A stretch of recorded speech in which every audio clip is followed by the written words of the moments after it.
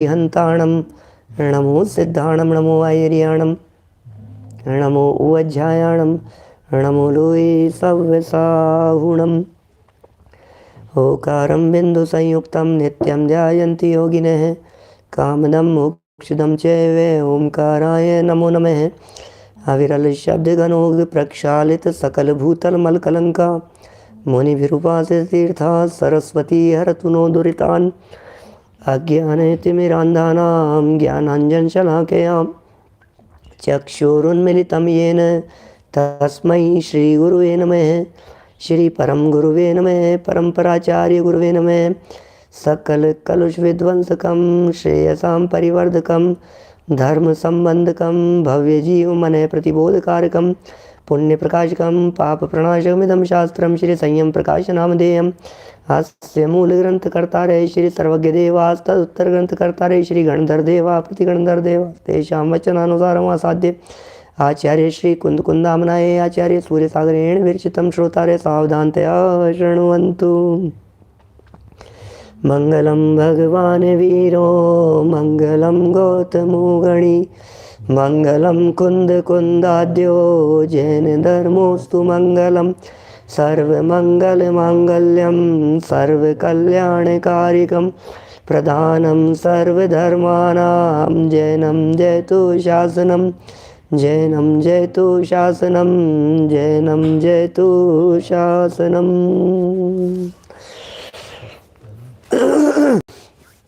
संयम प्रकाश नाम का ये ग्रंथ है आचार्य महाराज सूर्य सागर जी साहब द्वारा लिखी गई यह सुंदर अनुपम रचना है। बहुत ही छोटे छोटे से प्रकरण बताते हुए साधुओं की चर्चा कर रहे थे और आज उन्हीं मुनिराजों के संदर्भ में कुछ और नामांतरों की चर्चा कर रहे हैं। मुनिराजों को किस नाम से जाना जाता है, कहीं कहीं शास्त्रों में साहित्य में आगम में कहीं एक स्थान पर भी कहीं कोई एक नाम मिल गया मुनिराज का तो उस नाम को यहाँ प्रस्तुत कर दिया। ऐसे मुनिराजों के 23 सार्थक नाम बतलाए हैं, 23 नाम बतलाए हैं जो सार्थक नाम हैं और उन सब की चर्चा अभी हम आपके बीच में यहाँ करने वाले हैं। मैंने प्रकरण दिया है यशस तिलक का पृष्ठ 411 और 412 का ये प्रकरण है।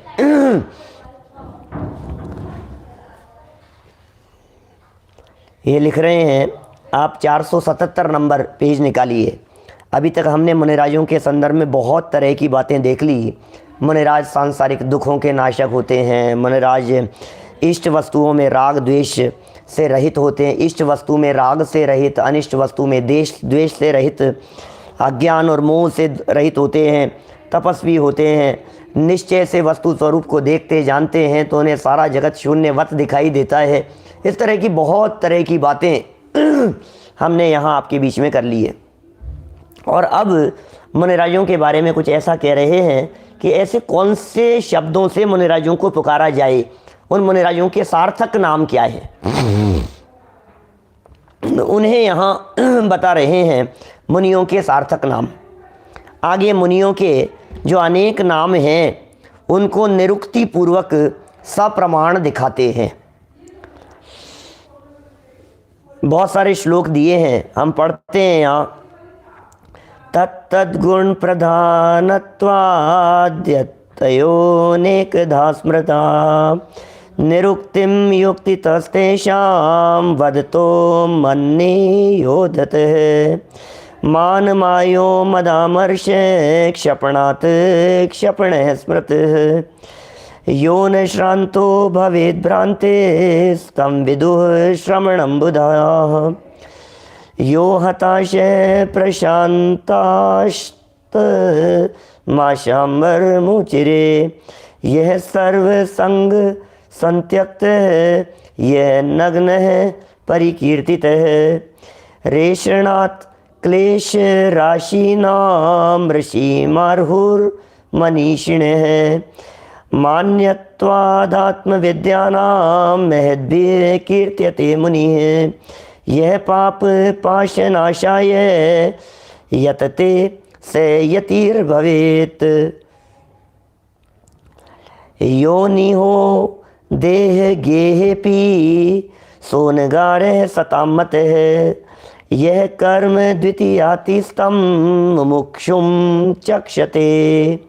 पाशैर्लोहस्य हेम्नो वा यो बद्धो बद्ध एव सः। निर्ममो निरहंकारो निर्वाण मदमत्सरः। निंदायां संस्तवे चैव समधिः संशितव्रतः। श्रते व्रते प्रसंख्याने संयमे नियमे यमे। यस्योच्चैः सर्वदा चेतः सोऽनुचानः प्रकीर्तितः। योक्षस्तेनेष्व विश्वस्तः शाश्वस्ते पथि निश्चितः। समस्त सत्व विश्वासस्य सोनाश्व वाणिः गीत गीयते। कामः क्रोधो मदो माया लोभश्चेत्यग्निपञ्चकम्। येनेदं साधितं स स्यात् कृति पंचाग्निसाधकः। संसाराग्निशिखाच्छेदो येन ज्ञानासिना कृतः। तं शिखाच्छेदिनं प्राहुर्न तु मुण्डितमस्तकम्। कर्मात्मनो विवेक्ता यः क्षीरनीरसमानयोः। भवेत् परमहंसोऽसौ नासीवत् सर्वभक्षकः। ज्ञानेर्मनो वपुर्वृत्तैर्नियमैरिन्द्रियाणि च। नित्यं यस्य प्रदीप्तानि स तपस्वी न वेशवान्। पंचेन्द्रिय प्रवृत्तिख्या स्थितः यः पंचकीर्तिता। संसारे श्रेय हेतुत्वात् ताभिर्मुक्तोतिथिर्भवेत्। अद्रोह सर्वभूतेषु यज्ञो यस्य दिने दिने। सपुमान दीक्षितात्मा स्यान्नत्वजादेयमाशयः। दुष्कर्म दुर्जनास्पर्शी सर्वस्त्वहिताशयः। स श्रोत्रियो भवेत् सत्यम न तु यो बाह्य शौचवान। कितने सारे श्लोक यहाँ प्रस्तुत कर दिए। लगातार संस्कृत के श्लोक प्रमाण प्रमाण प्रमाण प्रस्तुत कर दिए। ऐसा लग रहा था श्लोक वाचन चल रहा है बस। आचार्यों की पंक्तियाँ गूंज रही है, संस्कृत की पंक्तियाँ। यशस तिलक पृष्ठ 411 और 412 की ये पंक्तियाँ थी। वह लिख रहे हैं, जिस गुण की प्रधानता से मुनियों के नामांतर हैं। कौन से गुण की प्रधानता से? क्या ये कौन से गुण की प्रधानता से मुनियों के नामांतर हैं? उनको निरुक्ति के साथ लिखते हैं। निरुक्ति के साथ इन बातों को लिख रहे हैं। नंबर 1, सबसे पहला मुनिराजों का नाम बोले क्षपणक। क्षपणक शब्द से क्या फील हो रहा है आपको? सोचिए जरा, थोड़ा सा अपन भी बुद्धि लगाने का प्रयास करें, क्योंकि ये जो नाम दिए हैं ये निरुक्ति परख नाम है। क्या निरुक्ति परख नाम है? मतलब इनमें शब्द जैसे दिख रहा है उस तरह की सार्थकता बतलाई है। तो क्षपणक का अर्थ क्या हुआ? तो क्षपणक का अर्थ हुआ क्षय करने वाला। किसको क्षय करने वाला? तो ये लिख रहे हैं, अभिमान, छल कपट, मद एवं क्रोधादि के क्षपण माने क्षय करने से कहते हैं। अभिमान क्षय कर दिया, क्रोध आदि का क्षय कर दिया, विभाव भावों का क्षय कर दिया। शपक श्रेणी वाले वे तो नष्ट कर ही रहे हैं, लेकिन सर्व मुनिराजों ने क्रोध मद माया लोभ आदि को जीत लिया है। इसलिए जगत के सर्व मुनिराज ही क्षपणक कहलाते हैं। वे क्षपक हैं, वे क्षपणक हैं। देखिए दूसरा शब्द दिया है श्रमण। श्रमण शब्द का प्रयोग किसके लिए होता है? श्रमण बड़ा सुंदर प्रयोग है। और दादा ने भी जब श्रमण शतक लिखा तो उन्होंने श्रमण शब्द का अर्थ किया श्रमण। श्रमण ऐसा अर्थ किया ना। श्रमण शब्द का क्या अर्थ है? श्रमण। क्या श्रमण वो कहलाता है श्रमण। श्रमण श्रम माने परिश्रम, मेहनत, माथे पर वजन, बोझ। जिनके माथे पर बोझ नहीं है, जिनके माथे पर वजन नहीं है, जिन्हें कुछ करने का, करने धरने का विकल्प नहीं है, सर्व प्रकार के कर्मे करने धरने के विकल्पों से जो मुक्त हो गए हैं, जो परे हो गए हैं, वे कहलाते हैं श्रमण। श्रमण। और ये यहाँ लिख रहे हैं तपश्चर्या रूप श्रम के कारण कहते हैं। तो ये श्रम के कारण कहते हैं, श्रम के कारण। श्रम क्या कर रहे हैं वे? श्रमण। अब दादा ने जो अर्थ किया वो तो कहते हैं श्रम न, श्रम नहीं करते, और यहाँ ये कह रहे हैं कि श्रम करते हैं, श्रमण। तो श्रम करते हैं तो क्या श्रम करते हैं कि मुनिराज श्रम करते हैं तपश्चरण का। ओहो, तपश्चरण का। मुनिराज तप में संलग्न रहते हैं। मुनिराज तप, ध्यान, ज्ञान, आराधना, तपश्चर्या में निरंतर लगे रहते हैं। बस यही उनका श्रम है। मुनिराज कोई व्यापार का श्रम थोड़ी ना करते हैं। घर गृहस्थी, व्यापार का, दुनियादारी का, संभालने का, बाल बच्चों का, परिवार का, ये श्रम नहीं करते हैं कुछ भी। इसलिए श्रमण। अब आपको ऐसा लगता होगा कि साहब मुनिराज जब घर गृहस्थी और किसी भी तरह का श्रम नहीं कर रहे हैं तो फिर श्रमण क्यों है? श्रम शब्द से बना है श्रमण। अब नए मत, नए को अलग नहीं करना है, नए को अलग नहीं करना है।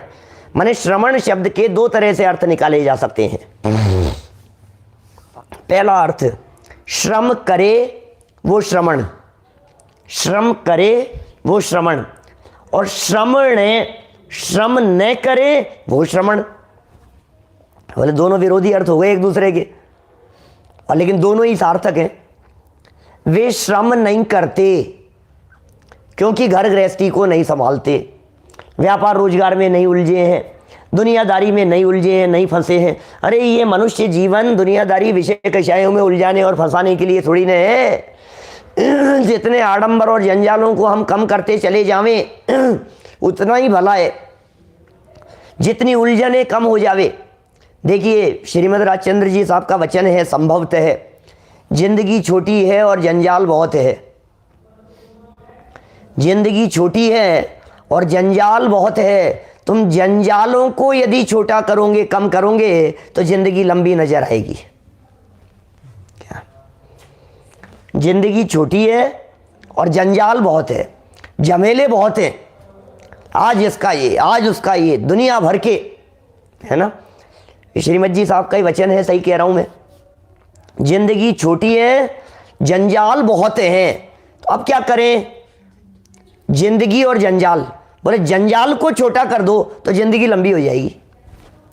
कि साहब टाइम नहीं मिलता है, साहब टाइम नहीं मिलता है, हमारे टाइम है कहाँ मेरे पास में, टाइम है कहाँ मेरे पास में। तो 24 घंटे में जितने जंजाल के लिए समय निकाल रखा है उसे कम करो तो आपको टाइम ही टाइम दिखने लगेगा। जंजाल क्या है? मोबाइल। जंजाल क्या है? टीवी। जंजाल क्या है? न्यूज़पेपर। जंजाल क्या है? गप्पे लगाना। जंजाल क्या है? फेसबुक। जंजाल क्या है? ये छोटी छोटी सी चीज़ें, उलझने, ये सब पर इन सब चीज़ों में उलझे हुए हैं अपन। जंजाल क्या है? ज़्यादा ताम झाम सबके साथ में। आज उसकी बर्थडे पार्टी हो रही है, आज उसका ये आयोजन हो रहा है, आज उनके यहाँ शादी का फंक्शन है, आज इनके यहाँ ये है, अब उनके जाओ, अब उनके बैठने जाना है, अब उनके मिलने जाना है। क्या जंजाल है भाई। तो इस जंजाल के अंदर उलझा रहेगा तो क्या होगा। इसलिए एक काम कर, जंजाल को छोटा कर, अर्थात अपने समय को टीवी, मोबाइल, न्यूज़पेपर, कॉमिक्स, व्यर्थ की चीज़ें। अरे भाई अपने समय को यदि प्रोडक्टिविटी के अंदर यूज में लोगे तो आपको समय खूब नज़र आएगा। और आप अनप्रोडक्टिव चीज़ों में यदि अपने समय को बर्बाद करेंगे तो फिर तो समय तो क्या है। अब ये कह रहा, कोई व्यक्ति ये कहे कि मेरे को टाइम नहीं मिलता, कि तू करता क्या है? कि मैं करीब 10-11 घंटे तो सोता हूँ। तो फिर तुझे समय मिलेगा कहाँ से? जो व्यक्ति सोता पड़ा रहेगा उसे समय कहाँ से मिलेगा? ये समय क्यों नहीं मिलता? शाम के समय क्या करते हो तुम? नहीं, शाम को तो फिर मेरा सीरियल का टाइम हो जाता है, तो फिर 2-3 घंटा तो फिर वो लगातार मेरे सीरियल में निकल जाते हैं। तो फिर भाई यदि तेरे सीरियल में समय निकल जाता है तो फिर तू क्यों किसको दोष दे रहा है? तुझे उसी को तो कम करना पड़ेगा। रोजाना तीये खड़े हो रहे हैं हीराचंद जी वैद्य साहब समाज में, आज ये चले गए आज वो चले गए। तो भैया जंजाल को काटो थोड़ा सा, जंजाल कम होंगे तो जिंदगी लंबी नजर आएगी। खैर देखिए, ये दुनियादारी के जंजाल मुनिराजों के जीवन में नहीं है, इसलिए किसी तरह का परिश्रम उनके नहीं है। और गजब की बात सुनिए, जब श्रम नहीं होता है तो नींद नहीं आती है, और यही कारण है कि मुनिराज भूमाही पिछली रयनी में कछु शयन एक आसन करन, थोड़ी बहुत देर के लिए सोते हैं, थोड़ी बहुत देर के लिए, थकता ही नहीं है शरीर। आप मेहनत करेंगे तो थकान होगी, थकान होगी तो नींद आएगी, नींद नहीं आती है तो क्यों नहीं आती है, काम ही नहीं है, काम ही नहीं किया, नींद का काम शरीर को यूज में ही नहीं ले रहे हैं, वो ज्ञान ध्यान तप में तल्लीन रहते हैं, इसलिए निद्रा अल्प होती है। जो मुनिराजों की अल्प निद्रा के संदर्भ में जनागम में कहा गया है वो यहां से भी सिद्ध होती है बात। तो बात हो गई श्रम नहीं करते। अब दूसरा अर्थ क्या है, श्रम करते हैं, श्रम करते हैं। कोई व्यक्ति ये कहे मुनिराज तो फालतू है, क्या है उनके पास में, कोई काम तो है नहीं उनके पास में, तो यहां ये लिख रहे हैं भाई साहब, तपश्चर्या रूप श्रम के कारण वे श्रमण कहलाते हैं। वे परिश्रम कर रहे हैं। किसका परिश्रम कर रहे हैं, दुनियादारी का परिश्रम नहीं कर रहे हैं भाई साहब, लेकिन आराधना का परिश्रम कर रहे हैं, तप का परिश्रम कर रहे हैं, अपने स्वरूप की साधना के परिश्रम के अंदर लगे हुए हैं। ये श्रवण शब्द का अर्थ हुआ। चलिए तीसरा महत्वपूर्ण शब्द मुनिराजों के लिए प्रयोग किया जाने वाला आशांबर अथवा दिगंबर। आशांबर कहें या दिगंबर कहें, आशाओं के ऊपर तैरते हैं इसलिए आशांबर कहलाते हैं, और दिशाएं ही जिनके अंबर माने वस्त्र की तरह है वे दिगंबर कहलाते। दिग माने दिशाएं, अंबर माने वस्त्र, तो दिशाएं ही जिनके अंबर हैं, दिशाएं ही जिनके वस्त्र हैं, लिखा है यहां दिगंबर माने आशा, दिशा, दिशा विदिशा रूप वस्त्र धारण करने से कहलाते हैं, दिगंबर कहला रहे हैं वैसा। मुनिराज दिगंबर है, दिगंबर है, दिगंबर है।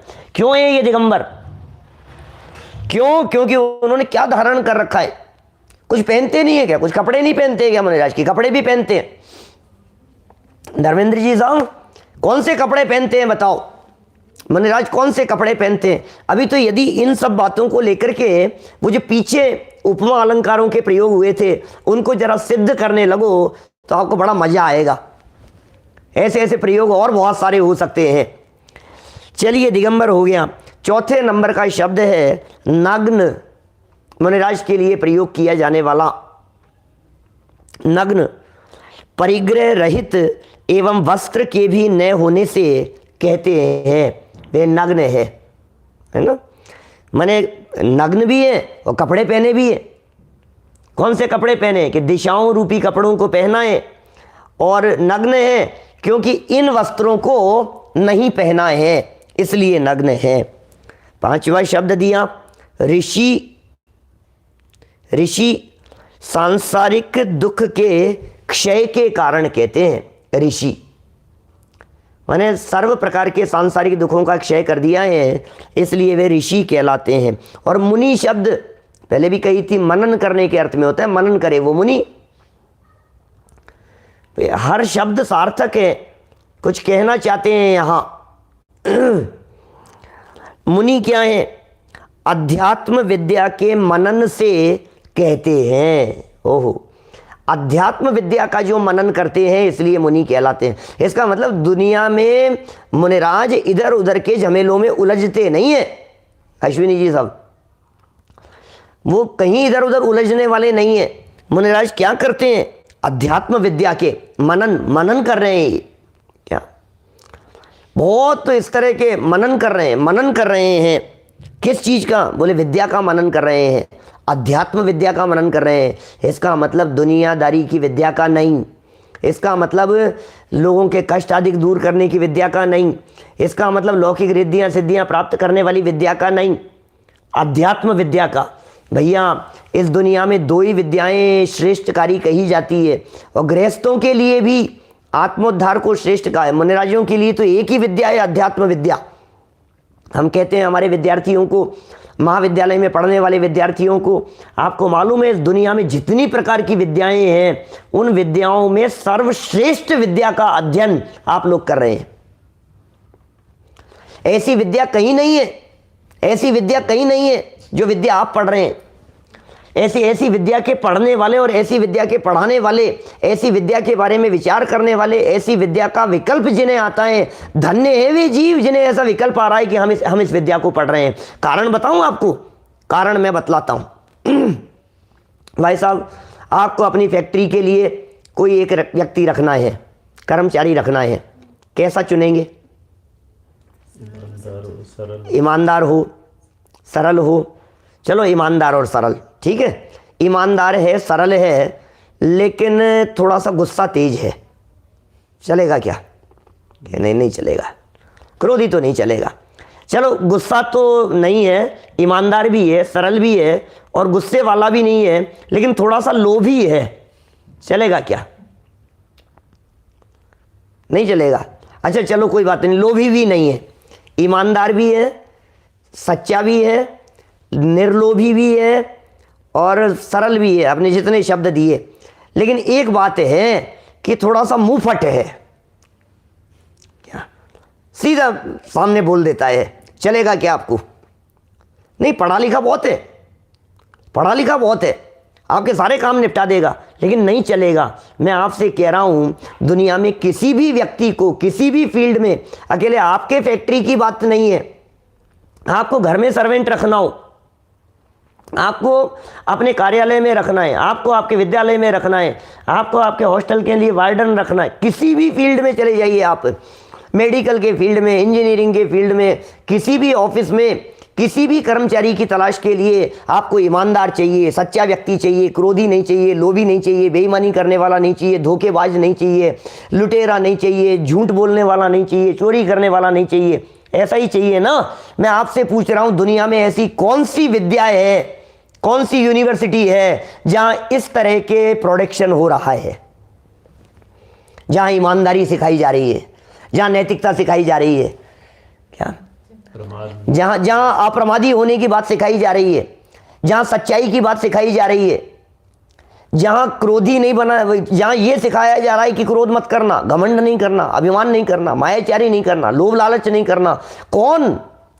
मेडिकल में सिर्फ मेडिकल की पढ़ाई पढ़ाई जाती है, इंजीनियरिंग के अंदर सिर्फ इंजीनियरिंग की पढ़ाई पढ़ाई जाती है, लेकिन इंजीनियरिंग, हमारे को इंजीनियर नहीं चाहिए, इंजीनियर के साथ साथ में हमारे को ईमानदार चाहिए। कौन पढ़ा रहा है भाई साहब? ये भाई अध्यात्म विद्या जहां पढ़ाई जाती है, जैन सिद्धांत महाविद्यालयों में, जिन विद्यालयों के अंदर ये अध्यात्म विद्या पढ़ाई जाती है, वो कुछ अद्भुत विद्या है, अद्भुत विद्या है।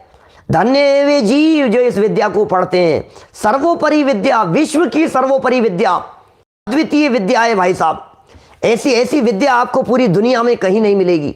और ऐसी विद्या के पढ़ने पढ़ाने वाले, उस अध्यात्म विद्या में मग्न रहने वाले, उसका मनन करने वाले होने से मुनि कहलाते हैं।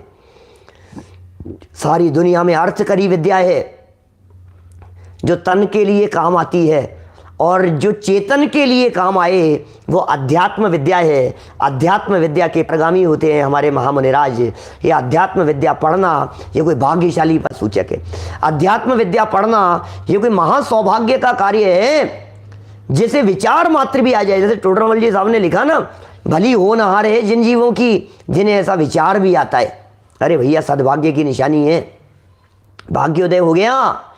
जिस व्यक्ति ने किसी जैन विद्यालय में, किसी जैन हॉस्टल में जैन विद्या पढ़ने के लिए एडमिशन लेने का विचार मात्र किया, इसका मतलब यह है कि उसके जीवन का, क्या कहते हैं, गोल्डन टाइम शुरू हो गया, लाइफ का गोल्डन टाइम शुरू हो गया है। ये सिखा रहे हैं यहाँ पर। ये बातें कैसी है सुनो। मनन करे, किसका मनन करे भाई, किसका मनन करे? बोले अध्यात्म विद्याओं के मनन करने से मुनि कहलाते हैं।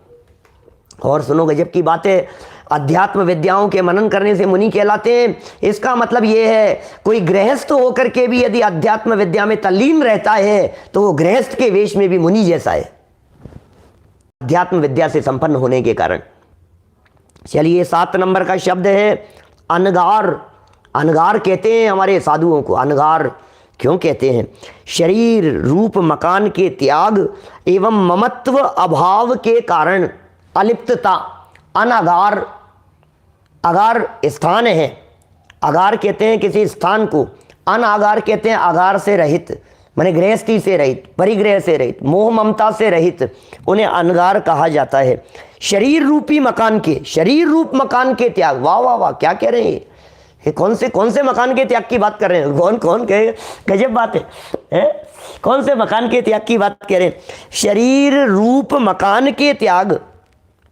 शरीर रूपी मकान का त्याग तो आत्महत्या कर लेते हो। अरे क्या बात कर रहे हो? आत्महत्या? शरीर को अपना मानने का नाम आत्महत्या है। जिसने शरीर को अपना माना उसने आत्महत्या कर ली है। ये कह रहे हैं शरीर रूप मकान के त्याग, शरीर रूपी मकान के त्याग। वाह वाह, इस शरीर रूप मकान के त्याग एवं ममत्व अभाव से इन्हें कहा जाता है अनगार। क्या? इन्हें अनगार कहा जाता है। चलिए यति किसे कहते हैं? हिंसादि पंच पाप से दूर रहने के प्रयत्न की वजह से कहते हैं। प्रयत्न करते हैं इसलिए यति। यत्न करे वो यति, यत्न करे वो यति। किस चीज का यत्न कर रहे हैं? किस चीज का प्रयत्न कर रहे हैं? प्रयत्न किस चीज का कर रहे हैं? बोले हिंसादि पंच पाप से दूर रहने का प्रयत्न कर रहे हैं, इसलिए यति हैं। क्या? से यति हो गए हैं। चलिए और आगे बढ़ते हैं। मुमुक्षु कौन है? मुनिराज के लिए मुमुक्षु शब्द का प्रयोग करते हैं। अरे हाँ, सारे मुनिराज मुमुक्षु होते हैं, सारे मुनिराज मुमुक्षु हैं। क्यों? क्योंकि उन्हें मोक्ष मात्र की इच्छाएं, संसार से छूटने की इच्छा से कहा जाता है। मुक्त होने की इच्छा मुमुक्षु। मुमुक्षु कौन होते हैं? मोक्ष की इच्छा रखने वालों को मुमुक्षु कहते हैं। मुमुक्षु, मुमुक्षु मोक्ष की इच्छा रखने वाले मुमुक्षु। मतलब सर्व मुमुक्षु मुनिराजों के चरणों में बारंबार वंदन। ओ मुमुक्षु मुनिराज, हाँ, मोक्ष की इच्छा रखने वाले मुनिराजों के चरणों में। मुनि अवस्था तो मोक्ष पद प्राप्त करने के लिए ही तो अंगीकार की थी। ये मुनि दशा मोक्ष अवस्था को धारण करने के लिए ही तो, मोक्ष अवस्था प्राप्त करने के लिए ही तो धारण की थी। मोक्ष के अर्थी होते हैं राजकुमार जी अजमेरा साहब, तो ये मुमुक्षु हो गए। चलिए और आगे बढ़ते हैं। निर्मम हो गया। निर्मम ममत्व रहित होने से कहा है। मुनिराजों के लिए निर्मम शब्द का प्रयोग मिलेगा। अष्टोण में ऐसे शब्द मिलेंगे। निर्दंड है, निराग है, निशंक है, निर्देह है, निर्मूढ़ है। साधु साधु लोग कैसे कैसे होते हैं, साधक आराधक, उनके लिए ऐसे शब्दों के प्रयोग मिलते हैं। अतुल बाकलीवाल जी साहब कैसे कैसे शब्द हैं साधकों के लिए, मुनिराजों के लिए। देखिए निर्मम हो गया, निरहंकार। निरहंकार, अहंकार से जो रहित हो गए हैं वे निरहंकारी हैं, माने अहंकार से ऊपर उठ गए हैं। जिनके जीवन में अहंकार नहीं है ऐसे मुनिराज निरहंकारी मुनिराज हैं। चलिए 12 नंबर पर कहते हैं, नए नए कैसे नए नए शब्द दे रहे हैं। निर्वाण मद मत्सर। निर्वाण मद मत्सर, मद मत्सर से जिनको निर्वाण हो गया है। निर्वाण किसे कहते हैं? संपन्नता को। निर्वाण किसे कहते हैं? खत्म हो गया है, उसे निर्वाण कहा जाता है। निर्वाण मद मत्सर, बोले अहंकार और ईर्ष्या के अभाव से उन्हें निर्वाण मद मत्सर कहते हैं। गजब हो गया भैया है भाई। अमित जी शास्त्री गुना से क्या लिख रहे हैं, कैसे शब्द दिए वो लोग। अभी हमसे कहें कि मुनिराजों के लिए सार्थक नाम निकालो तो कहाँ से निकालेंगे, लेकिन खोज खोज करके ये सारे नाम ये कहाँ दिए हैं? ये सोमदेव सूरी ने दिए यशस तिलक चंपू में, और सोमदेव सूरी आचार्य देव का प्रमाण यहाँ हमारे सामने प्रस्तुत कर दिया है, जिसमें क्या लिखा है? अहंकार और ईर्ष्या जिनके जीवन में नहीं है। मद और मत्सर। मत्सर क्या होता है? मत्सर माने होते ईर्ष्या, मत्सर माने होता है डाह, अंदर की जलन, ये मत्सर है, अहंकार नहीं है, मैं बहुत बड़ा हूं। देखो ये अहंकार और ईर्ष्या, ये दोनों एक दूसरे के अपोजिट हैं और दोनों प्रॉब्लम है। या तो मैं बहुत बड़ा हूं इस बात का अहंकार है, या सामने वाला बड़ा हो गया है इस बात से ईर्ष्या है। ये दोनों ही जिनके जीवन में नहीं होते वे निर्वाण मद मत्सर होते हैं। वो लिखा है ना, दादा ने भी लिखा है, महावीर वंदना में लिखी है ऐसी पंक्तियां, याद करने योग्य है सबको।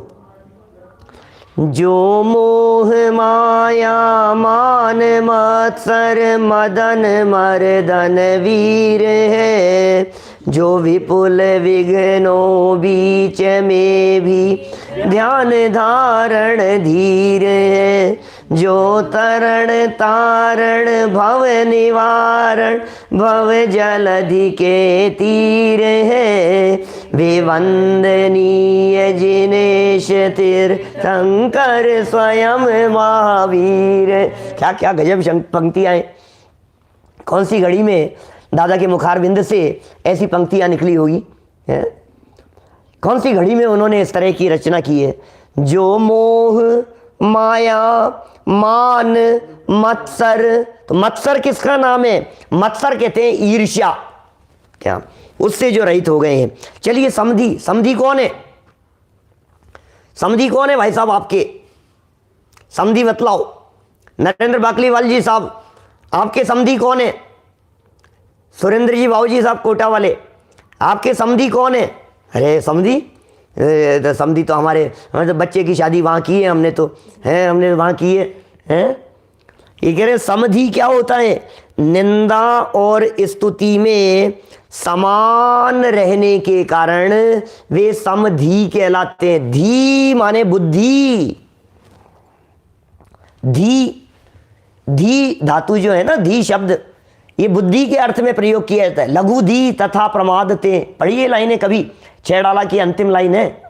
छैडाला में दौलत राम जी ने अंतिम शब्दों में प्रयोग किया, लघु धी तथा प्रमादते, शब्द अर्थ की भूल, सुधी सुधार पढ़ो सदा जो चाहो बहुकूल।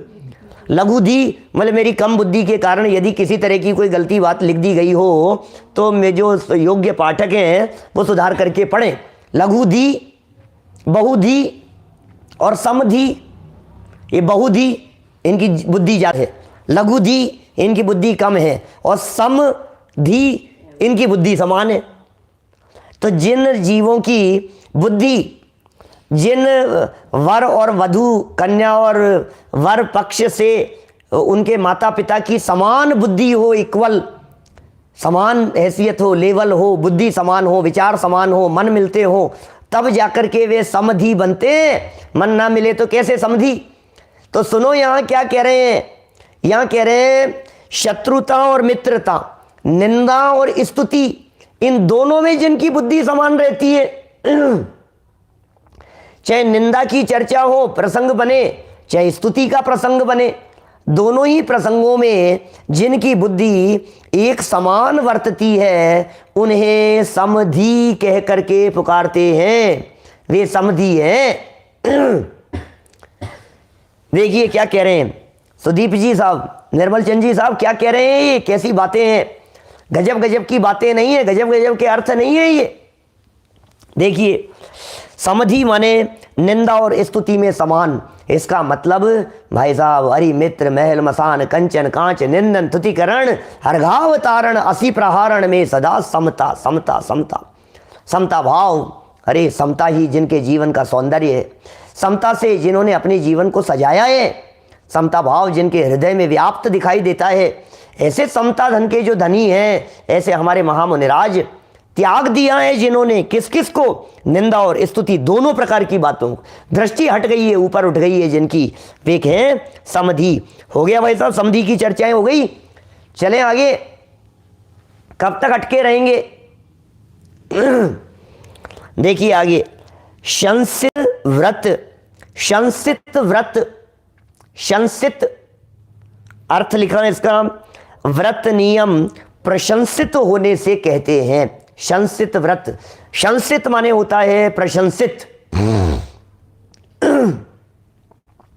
शंसित माने प्रशंसित व्रत, प्रशंसित व्रत, जिनके जीवन में व्रत प्रशंसित हैं वे प्रशंसित शंसित व्रत के वाले कहलाते हैं।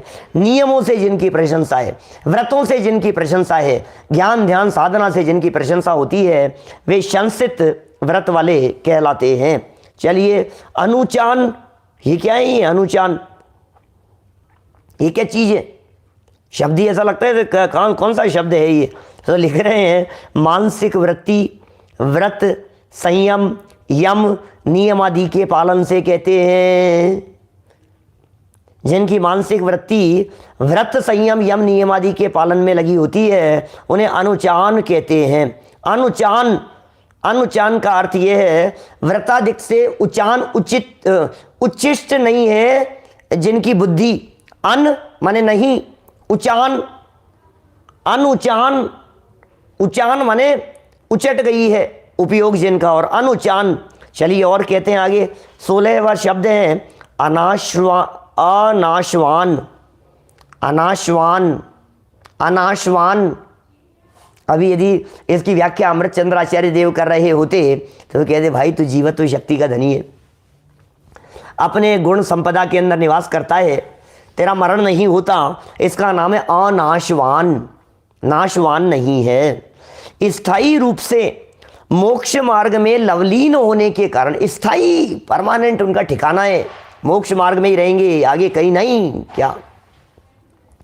अनाशवान बोले मेरा जो उपयोग अपने स्वरूप साधना के अंदर जुड़ा हुआ है, मैं सदा सदा के लिए उस मोक्ष मार्ग में लीन रहूंगा, इसके कारण। तथा इंद्रिय विजयी एवं समस्त प्राणियों में विश्वसनीय होने से कहलाते हैं। आशावान भी कह सकते हैं, आश्वस्त के अर्थ में भी, विश्वसनीय होने के कारण वे अनाशवान कहलाते हैं। चलिए 17 नंबर का शब्द पंचाग्नि साधक। और क्या बात कर रहे हो? पंचाग्नि साधक, कैसी बात कर रहे हो? पंचाग्नि साधक होते हैं क्या हमारे महाराज? पंचाग्नि तप तपने वाले तो अन्य मतावलंबी होते हैं। 5 जगह अग्नि कौन कौन सी होती है? 4 तरफ अग्नि जला रहे होते हैं, जला करके रखते हैं, और ऊपर से सूर्य जेठ माह की गर्मी में बहुत तेज तप रहा होता है। 5 जगह अग्नि जहाँ तप रही हो, और बीच में पेड़ के ऊपर उल्टे लटक करके वे तपस्चरण करते हैं। पंचाग्नि तप कहलाता है। 5 प्रकार की अग्नि में तपस्चरण करना। ये क्या कह रहे हैं? पंचाग्नि, काम, क्रोध, मद, माया और लोभ, ये 5 अग्नियां हैं। ओहो, इन पंचाग्नि को बुझाने के लिए, इनको बुझाने के हेतु से आप पंचाग्नि साधक हैं। अरे कामाग्नि, अरे क्रोधाग्नि, अरे कोई मद की अग्नि में जल रहा है, कोई माया की अग्नि में, छल की अग्नि में, कोई लोभ की अग्नि में जल रहा है, कोई क्रोध की अग्नि में जल रहा है। जल रहे हैं भैया, कषायों की अग्नि में दुनिया के जीव जल रहे हैं, और जो कषायों की अग्नि में जलते नहीं हैं, इस अग्नि से जो ऊपर उठ गए हैं, वे पंचाग्नि साधक है। वाह, धन्य है ऐसे महामुनिराज, उसको बुझाने में वे साधक हेतु हैं। चलिए आगे बढ़ते हैं। और शिखोच्छेदी, अब ये शब्द मिले होंगे इनको कहीं ना कहीं, माने कहीं ना कहीं इस तरह के शब्द इनको शास्त्रों के अंदर मिले होंगे, इसलिए लिखा शिखोच्छेदी, शिखा का उच्छेद करने वाले। संसार रूपी अग्नि की शिखा ज्वाला के उच्छेदन से, संसार रूपी अग्नि की ज्वाला वो शिखा है, और उसके उच्छेदन से शिखोच्छेदी हैं। 19 नंबर परमहंस, परमहंस। अरे परमहंस तो वो होते हैं परमहंसादिक, नग्न रहते हैं, नागा बाबा जैसे होते हैं, कठोर तपस्चरण करते हैं, परमहंस वगैरह साधारण नहीं होते परमहंस। कैसे परमहंस लिख रहे हैं इनको? तो ये कह रहे हैं भाई दूध और पानी के समान मिश्रित आत्मा और कर्म को जुदा करने के कारण परमहंस कहलाते हैं। हंस का काम होता है ना क्षीर नीर विवेक। हंस के पास में एक ऐसी योग्यता होती है, हंस की चोंच में, उसको यदि पानी मिला हुआ दूध हंस के सामने एक बर्तन में रखा जाए, जिस दूध में पानी मिला हुआ है, गाय के थन से निकला हुआ भी ऐसा दूध जिसमें जल की मात्रा विशेष है, कई बार क्या करते हैं गाय वाले, आपके सामने गाय को पहले खूब पानी पिलाएंगे और उसके बाद में उसका दूध निकालेंगे।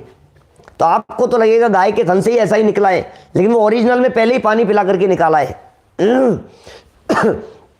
अब आचार्य देव यहां कह रहे हैं, अरे हंस की तरह जैसे ही उस पानी मिले हुए दूध में से अपनी चोंच डालता है तो दूध का सेवन कर लेता है और अंत में वो पानी वहां बच जाता है। गजब हो भैया, ऐसा विवेक क्षीर नीर विवेक की तरह परमहंस हो। परमहंस हमारे मुनिराज ऐसे परमहंस वाले होते हैं। क्यों? क्योंकि उन्होंने शरीर और आत्मा का भेद विज्ञान कर लिया है, क्योंकि उन्होंने कर्म और आत्मा को जुदा करने के लिए, कर्म और आत्मा को जुदा करने में निरंतर संलग्न हैं, इसलिए वे परमहंस कहलाते हैं। शरीर और आत्मा दोनों में भेद विज्ञान, विभाव और आत्मा, विकार और आत्मा, राग और आत्मा, मोह और आत्मा, इनमें भेद विज्ञान होने के कारण वे क्या कहलाते हैं? परमहंस कहलाते हैं। अद्भुत शब्द लगता है, हंस नहीं परमहंस। दूध और पानी को अलग अलग करे वो हंस, मिले हुए को दुनिया में ताकत नहीं है मिले हुए दूध पानी को कोई अलग कर सके। कौन करे? कौन कर सकता है?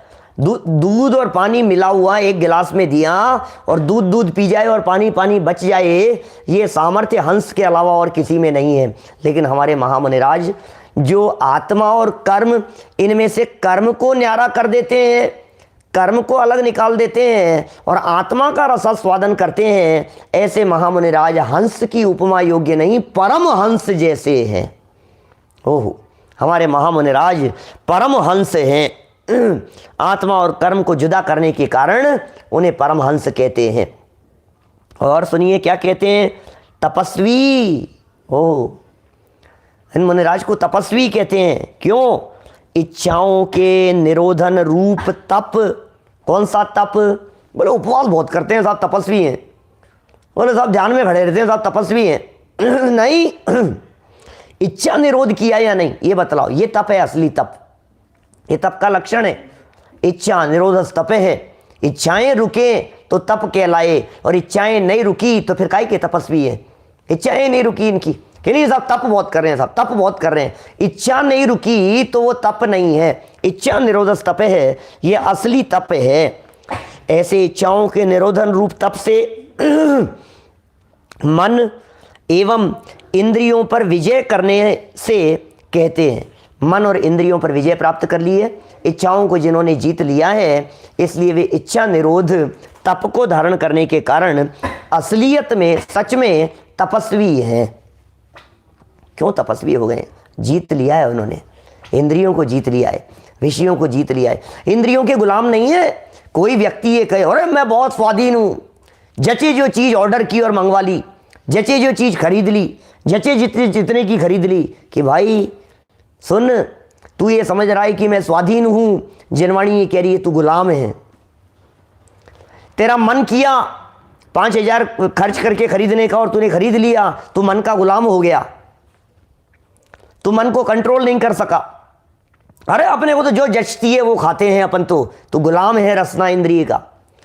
अरे भाई तू ये सोच रहा है कि मेरे तो जो जचेगी वो देखता हूं, अपन तो कितना अपनी मन की मर्जी के राजा हैं अपन। भाई तू मन की मर्जी का राजा नहीं है, तू राजा नहीं है, तू दास है। दास है भाई। राजा तो वे मुनिराज हैं जिन्होंने इन इंद्रियों को अपने गुलाम कर लिया है। इंद्रियां दास है जिसकी, वो राजा है। अब बतलाइए, ये इंद्रियां, ये पंचेंद्रिय विषय, ये आपके दास है या आप इनके गुलाम हैं? निर्णय कीजिए अपना अपना। जिन्होंने इंद्रियों को जीत लिया है, जिन्होंने विषयों को जीत लिया है, तप वे तपस्वी हैं। ये तप है इंद्रियों पर विजय करने के कारण और इच्छाओं के निरोधन रूप तप के कारण वे तपस्वी कहलाते हैं। चलिए 21 नंबर का बिंदु, कैसे होते हैं मुनिराज? 21 नंबर बड़ा गजब का शब्द है, अतिथि कहते हैं। अतिथि देवो भवे, ऐसा कहा जाता है ना, अतिथि देव के समान है। हमारे घर में अतिथि पधारे हैं, तो अतिथि माने कि साहब हमारे आज बहुत सारे मेहमान आए, कि सारे एक साथ कैसे आ गए? कि नहीं, हमने बुलाया था सबको। तो सबको तुमने बुलाया था तो वे अतिथि हैं, तुमने तो तिथि निर्णय करके उनको बुलाया था।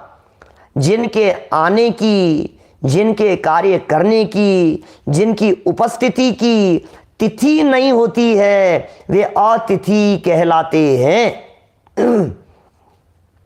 आगमन, विहार आदि किसी भी तरह की तिथि उनकी निश्चित न होने के कारण कब आ जाएं, ओह कब आ जाएं भाई साहब, क्या पता। अरे श्रावक, ये बहुत सुंदर सुंदर पंक्तियां हैं। भरत जी, ये इन्होंने लिखा हमारे संजीव जी दिल्ली वालों ने, भरत जी रोज प्रतीक्षा करते।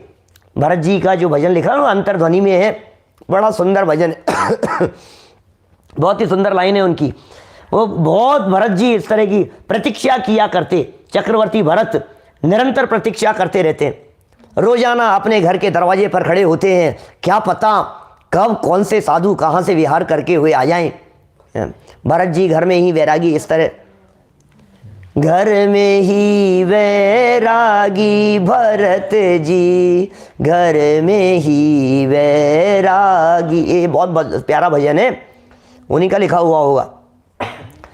घर में ही वैरागी भरत जी, घर में ही वैरागी। इतने सुंदर बोल हैं, इतनी सुंदर पंक्तियां हैं उस भजन की। उसमें उन्होंने लिखा आगे चल करके, पंचेंद्रिय विषय भोगों को सारी दुनिया ये कह रही है कि विषय भोगों को भोग रहे हैं, नहीं नहीं नहीं नहीं नहीं, क्या लिखा है,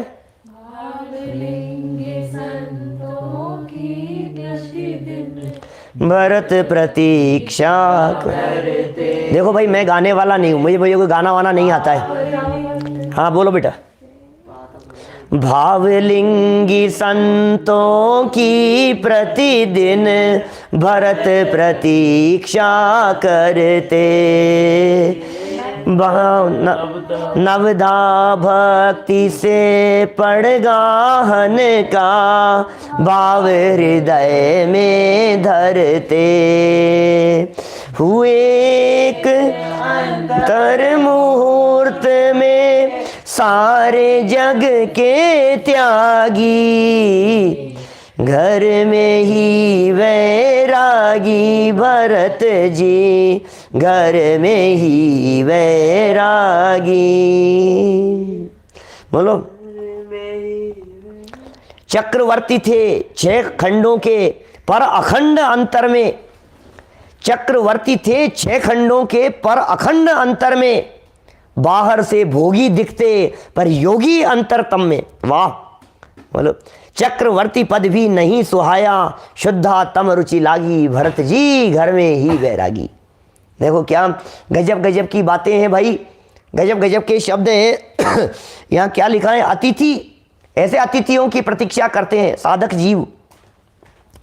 क्या लिखा है इन्होंने अतिथि की व्याख्या करते हुए, सूर्य सागर जी महाराज क्या लिख रहे हैं, सोमदेव सूरी ने क्या लिखा, मुक्ति मार्ग उपदेशन। और भाई साहब थोड़ा संभल करके क्या कह रहे हैं, मुक्ति मार्ग, मार्ग पर उपदेशन माने उपदेश देने आदि की, मार्ग की उपदेश आदि में तिथि निर्धारित न करने के कारण कहा गया है। महाराज आपका प्रवचन रखा है 11 बजे आपको प्रवचन करना है, महाराज सुबह 9 बजे आपका प्रवचन रखा है, महाराज 9 बजे बोलना है आपको, तो महाराज ये कहते हैं तुम्हारा गुलाम हूं क्या? साहब 9 से 10 बोलना है महाराज, 9 से 10 बोलना है आपको, कि क्यों भैया, हमें तिथि में, हमें समय में, हमें मुहूर्त में, हमें विकल्प आएगा तो करेंगे, नहीं आएगा तो नहीं करेंगे। हम श्रावकों के अधीन नहीं है, गुलाम नहीं है हम श्रावकों के। देखो ऐसे इसलिए वे अतिथि कहलाते हैं। अरे भाई साहब धन्य है वे मुनिराज, किसके अधीन होए, किसकी माने। विकल्प आ गया, आपने निवेदन किया, उन्हें विकल्प आ गया करने का तो कर लिया, नहीं आया तो नहीं किया, इसमें क्या है। होनार भली हो, भव्य जीवों का भाग्य हो, उनका भाग्य उदय हो और उनको बोलने का विकल्प हो तो वे बोलें और लाभ प्राप्त करें, धन्य हो जाए ऐसे साधक जीव, आराधक जीव। तो इस तरह मुक्ति मार्ग और उपदेशन में तिथि निर्धारित न करने, मैं नहीं लिख रहा हूं भैया, मैं नहीं कह रहा हूं, जो बात लिखी है सिर्फ वही पढ़ रहा हूं, जो बात लिखी है सिर्फ वही बात बतला रहा हूं। महाराज साहब की लिखी हुई है, सूर्य सागर जी महाराज साहब की लिखी हुई है, सोमदेव सूर्य आचार्य देव के प्रमाण सहित लिखी हुई है, मूल संस्कृत के श्लोक में लिखी है, हिंदी में लिखी है, ग्रंथ आपके पास में उपलब्ध है, ये लिख रहे हैं यहाँ पर। चलिए 2 शब्द और हैं, छोटे छोटे से पूरे कर देते हैं फटाफट। दीक्षित आत्मा, ओ प्रतिदिन दया रूपी यज्ञ से दीक्षित होने से कहते हैं दीक्षित आत्मा। दीक्षित हो गए हैं वे आत्मा, जिनका आत्मा दीक्षित हो गया है वे दीक्षित आत्मा है। श्रोत्रिय, समस्त प्राणियों के कल्याण की भावना जिनमें है, पाप से रहित्यता के कारण तथा पाप क्रियाओं में प्रवृत्ति न होने से उन्हें श्रोत्रिय कहते हैं। नया शब्द है श्रोत्रिय, यही अर्थ होता है, इसी तरह का साधकों के लिए प्रयोग किया जाता है। इस प्रकार सार्थक नामधारी गुरुओं की उपासना, सेवा, भक्ति, आहार, औषधि, शास्त्र आदि दान देकर आत्म कल्याण करना श्रावकों का कर्तव्य है। गुरु उपास की है भाई साहब, गुरुओं की उपासना करो, सेवा करो, भक्ति करो, यथा योग्य रीति से उन्हें प्रासुक औषधियां प्रदान करो। क्या ख्याल में आ रही है बात? प्रासुक औषधियां प्रदान कीजिए, आहार प्रदान कीजिए, भक्ति कीजिए, उनकी गुरुओं की उपासना कीजिए, शास्त्र दान दीजिए उन्हें। ऐसा दे करके ये देना ये श्रावकों का कर्तव्य है भाई साहब, इसे ही श्रावकों का कर्तव्य कहते हैं। गजब गजब के शब्द हैं, 23 शब्द निकाल करके चुन करके कहाँ कहाँ से हमारे सामने ला करके प्रस्तुत किए हैं। ऐसे बहुत तरह के शब्द मिलते हैं, आप साहित्य तलाशेंगे तो आराधक लोगों के लिए ऐसे अद्भुत अद्भुत शब्द मिलते हैं। कहीं मिलेगा पाखंडी है, गजब हो गया, क्या कह रहे हो मुनिराज के लिए पाखंडी है कि हाँ, पाखंडी, पा माने पापों को खंड खंड करने वाले होने से वे पाखंडी कहलाते हैं। और ऐसे ऐसे ऐसे शब्द ऐसे प्रयोग किए, साहित्य में प्रयोग मिलेंगे आपको, जिनवाणी में प्रयोग मिलेंगे, पूर्वाचार्यों के वचनों में इस तरह के प्रयोग मिलेंगे। पाखंडी है, बोले पागल है, पापों को गलाने वाले होने से पागल, पापम गालयति इति पागल है। क्या कह रहे हो? पापम गालयति पागल है। लुच्चा, लुच्चा है, अरे लोच करे वो लुच्चा, केश लोच करते हैं इसलिए उन्हें लुच्चा कह करके पुकारा जाता है। कौन कहेगा भाई साहब, ऐसे ऐसे शब्दों के प्रयोग मिलते हैं। लोच करने वालों को लुच्चा कहते हैं, लुच्चाए। कौन है भाई साहब? हमारे महामुनिराज लुच्चाए। अरे ये बहुत उत्कृष्ट शब्द थे, बहुत अच्छे अच्छे शब्द थे इस तरह से जनवाणी के। ये शब्द खोटे अर्थों में प्रयोग किए जाने लगे हैं आजकल समाज में। आज इस तरह के शब्दों का प्रयोग करें तो यथार्थ नहीं समझा जाता है, अच्छा नहीं समझा जाता है। ये उत्तम शब्द थे, शब्द कोई अच्छा बुरा नहीं होता है, उस शब्द का प्रयोग आप किस तरह से करते हैं उसके ऊपर डिपेंड करता है भाई साहब। शब्द थोड़ी ना अच्छा बुरा होता है कोई। मैं आपसे पूछता हूँ, रावण बुरा शब्द है कि अच्छा है? अरे रावण तो बहुत बुरा था। अरे रावण बुरा था तो जन्म से ही बुरा था, हाँ इसीलिए तो माँ ने नाम रावण रखा होगा। अरे क्या बात कर रहे हो आप? नाम बुरा नहीं होता है, काम से व्यक्ति बुरा हो जाता है। मैं कहता हूं हमारा जब देश के विभाजन हुआ तो हमारे पड़ोसी देश वालों ने अपने देश का नाम क्या रखा? पाकिस्तान, पवित्र स्थान। पाक माने पवित्र, पाकिस्तान क्या है? पवित्र स्थान। और हमारे तो यहाँ यूनिवर्सिटी कॉलेज के स्टूडेंट 5 मिनट में पाकिस्तान हुआ थे। बोले कहाँ गया? बोले पाकिस्तान गया। अब अभी किस अर्थ में प्रयोग करने लग गए? कितना अच्छा कितना उत्तम शब्द है वो पाकिस्तान शब्द, बहुत मिल जाएंगे शब्द। निकम्मा द्रव्य संग्रह में प्रयोग किया, सिद्धों के लिए प्रयोग किया, मनराजियों के लिए प्रयोग कर सकते हैं। निकम्मा, निकम्मा, निकम्मे, अरे निष्कर्मे, निकम्मा का अर्थ होता है निष्कर्मा, कर्म से रहित हैं। ऐसे बहुत तरह के शब्द हैं, जनवाणी तो भरी है इस तरह के शब्दों से, लेकिन यथार्थ रीति से उन शब्दों का अर्थ जाने तो अपने जीवन को हम सार्थक कर सकते हैं, सफल कर सकते हैं। थोड़ी बहुत बातें यहाँ आज आपके बीच में हुई है, कल कुछ और विशेष बातें होगी। अभी की चर्चा को हम यहीं विराम देते हैं। जनवाणी स्तुति सूचना कल के लिए, कल प्रातःकाल और अंतिम प्रवचन, विशेष रूप से सुबह वाला स्पेशल प्रवचन 7:45 बजे होने वाला। 7:45 बजे से लेकर 8:30 बजे तक ये जो भय है ना, डर डर डर के जी रहे हैं, उस डरों के ऊपर कल अंतिम प्रवचन होगा, 7 प्रकार के भयों से रहित पने के लिए। और उसके पश्चात जो प्रकरण हमारा 9:20 पर जो प्रवचन में चलता है वो यथावत चल ही रहा है। रात्रि को 10 बजे जो प्रकरण चल रहा है पुरुषार्थ सिद्धि उपाय में, बड़ा सुंदर प्रकरण, रात्रि 10 बजे पारस टीवी पर। तो आप यथावत सभी कार्यक्रमों का लाभ ले हैं। अभी जनवाणी इस तो देते हैं। निज निधि निज में बताई, यह अनंत उपकार है। उसके लिए जिन वाणी माँ को वंदना शत बार है, वंदना शत बार।